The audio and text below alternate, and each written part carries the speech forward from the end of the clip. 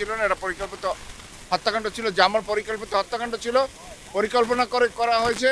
সচিবালয় আগুনটা ওইরকম পরিকল্পিত আগুন লাগিয়ে দেওয়া হয়েছে, একসঙ্গে এতগুলি ভবনে কীভাবে আগুন লাগে। এবং এবং যেদিন হাজার হাজার কোটি টাকা পাচারের যে একটা তথ্য এবং কথা উঠছিল, তখনই সেই রাত্রেই আগুনটা লাগে। এটা তো সম্পূর্ণ এই আওয়ামী ফ্যাসিস্টের দোসরদের কাজ, যারা সচিবালয়ের ভিতরে এখনো ঘাপটি মেরে আছে। এই সচিবালয়ে আগুন লাগার পিছনে হঠাৎ করে রাত্রে যখন হাজার হাজার কোটি টাকা পাচারের যখন একটি তদন্ত হবে, ইনফরমেশন চলে আসছে, যেখান থেকে ঘোষণা হলো সেইখানে সেই গুরুত্বপূর্ণ মন্ত্রণালয়গুলো, এটা তো বাংলাদেশের একটি কলিজা, বাংলাদেশের একটা ফুসফুস, এখান থেকে তো বাংলাদেশ নিয়ন্ত্রণ হয়।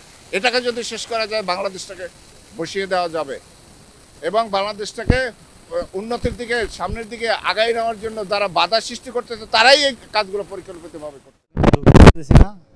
গেট বন্ধ, 5 নম্বর দিয়ে ঢুকাচ্ছে, ওখানে অনেক ভিড়, এই জন্য এখানে দাঁড়ায় আছি। ওখানে ভিড় কমলে আমরা ঢুকবো। আগুন ধরে গেল শুনলাম রাত্রেবেলায়, এই যে 7 নম্বর ভবনে আগুন ধরার পরে ফায়ার সার্ভিস এসে নিয়ন্ত্রণ করছে। এখন মোটামুটি নিয়ন্ত্রণে আসছে।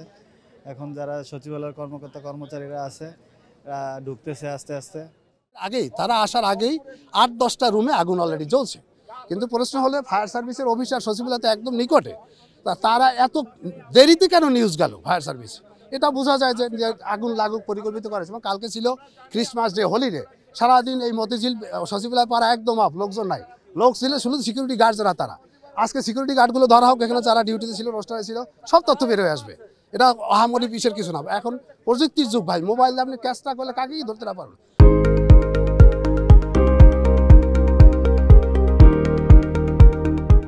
সব কিছু ক্লিয়ার, সবাই আমরা বুঝি। এখন আমরা যদি এটাকে ওই দলীয় আওয়ামী লীগ, বিএনপি এইসব কথা বলে একে অপরকে দোষ না চাপাই, দেশের স্বার্থে আমাদের হার্টে আগুন লেগেছে। অর্থ মন্ত্রণালয় একটা দেশের হার্ট, সেখানে আসছে ফাইল পেত্র না। আপনি কি দিয়ে আগামী বছর প্ল্যান করবেন? দেশের 17 বছর প্ল্যান করবেন, সব তো আপনার শেষ। কাজে এইটা আমি দলমত নির্বিশেষে সকলকে বলবো, আপনারা এই দেশের স্বার্থে দলীয় দ্বন্দ্ব বাদ দিয়ে দেশের স্বার্থে সকলে আসেন, আমরা কাজ করি। সচিবালয় হচ্ছে বাংলাদেশের একটা স্পষ্ট কাজের একটা স্থান। মানুষের যেমন হৃৎপিণ্ড, ফুসফুস একটা গুরুত্বপূর্ণ অঙ্গ, যেমন সচিবালয় হচ্ছে বাংলাদেশের জন্য, প্রশাসনের জন্য একটা গুরুত্বপূর্ণ স্থাপনা। তো সচিবালয়ে যে আগুন লেগেছে, এটা নিশ্চয় কোনো ঘটনা বলে আমরা চালিয়ে দিতে পারি না। এখানে পতিত ফ্যাসিস্ট যে সরকার ছিল, তারা 16 বছরে তাদের লোকবল, তাদের জনবল, তাদের লোকজন বিভিন্ন সেক্টরে একেবারে ঝাড়ুদার থেকে শুরু করে সচিব পর্যন্ত তারা সেট আপ দিয়ে রেখেছে। তো তাদের যে একটা যে সিন্ডিকেট, এই সিন্ডিকেট ভেঙে এই অন্তর্বর্তী সরকার 4 মাসের মধ্যে কিন্তু একটা সংস্কার করতে পারে নাই। তো তাদের যে প্রেতাত্মারা ছিল, তাদের যে দোষরা ছিল, তাদের যে লুটপাট, তাদের যেই অরাজকতা, হত্যা, গুম খুন, এগুলোর কিন্তু তদন্তের জন্য অন্তর্বর্তীকালীন সরকার এগোচ্ছিল। আমরা হচ্ছে বিডিআর যে পিলখানা হত্যাকাণ্ড, এটার জন্য কিন্তু তদন্ত কমিটি গঠন করা হয়েছে। তো এই যে কাজগুলো মানে সামনের দিকে অগ্রসর হচ্ছে, এগুলো যে সামনের দিকে অগ্রসর হয়, জাতির কাছে যদি স্পষ্ট বার্তা পৌঁছে যায়, তা কে অপরাধী এগুলো যদি জাতি জানতে পারে, তাহলে অবশ্যই তাদের বিচার হবে। 2টা থেকে 60টা ফাঁসটার মধ্যে কেন নিয়ন্ত্রণে আসে নাই? আর ওই সময় কেন মাত্র 6টা ইউনিট কাজ করছে, কেন 20টা ইউনিট কাজ করে নাই প্রথম 3 ঘন্টায়? এখন অবস্থা দেখে মনে হচ্ছে এটা পরিকল্পিত।